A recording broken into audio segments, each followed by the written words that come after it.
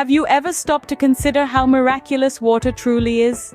This clear, refreshing liquid is far more than just a thirst quencher. It's an omnipresent force in our lives. From the morning cup of coffee that propels us into the day, to the soothing shower we take at night, water is there. It's in the juicy bite of an apple, the sweat on our brow after a good workout, and even in the tears we shed in joy or sorrow. But beyond these personal experiences, water is the lifeblood of our planet. It hydrates our bodies. जीवन अनमोल है, खुशियाँ बांटे, अच्छा role है. Temperature and even aids in digestion, and in the environment it nurtures plants, replenishes rivers, and fills the oceans. Now imagine a ceaseless dance where water constantly moves around the earth, evaporating, condensing, precipitating, and infiltrating. This is the water cycle, a crucial process that ensures the renewal and distribution of this vital resource. Without this ceaseless cycle, life as we know it would cease to exist. Water's journey around our planet is a fascinating tale of transformation and travel. Picture this. It all begins with evaporation, a fancy term that simply means water turning into vapor. Think of a puddle drying up on a hot day. That's evaporation in action.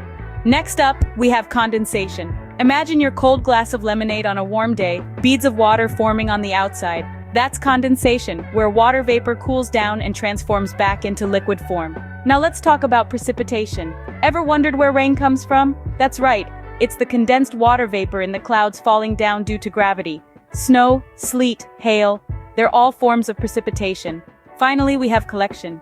This is where water, after its adventurous journey, settles back down in bodies of water like oceans, lakes, and rivers, waiting to start the cycle over again. And so, the journey of water continues, an eternal cycle of renewal. But what happens when the balance of water is disrupted? Imagine a seesaw. On one side, we have an excess of water leading to floods and landslides. These natural disasters can wipe out entire communities, destroying homes, crops, and infrastructure. They can also wreak havoc on local ecosystems, wiping out species and disrupting food chains. Now picture the seesaw tilting the other way. Here we face a lack of water, resulting in droughts and water scarcity. These conditions can be just as devastating, if not more so.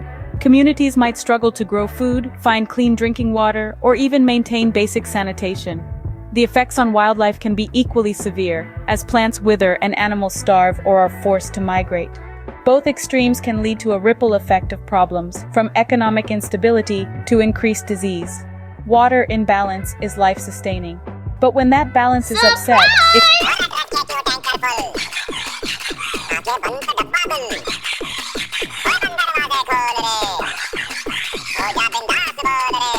it can also be life-threatening. So, what can we do to conserve this precious resource? Well, there are numerous ways we can all participate in conserving water. For starters, reducing water waste is a simple yet effective method. This can be as easy as turning off the faucet while brushing your teeth or fixing a leaky pipe. Next, implementing water-efficient technologies is another great strategy. Consider installing low-flow shower heads or high-efficiency washing machines in your home. These devices can significantly decrease the amount of water we use daily without compromising our way of life. Lastly, we can harness the power of nature through rainwater harvesting. This involves collecting and storing rainwater for later use, reducing our reliance on freshwater sources.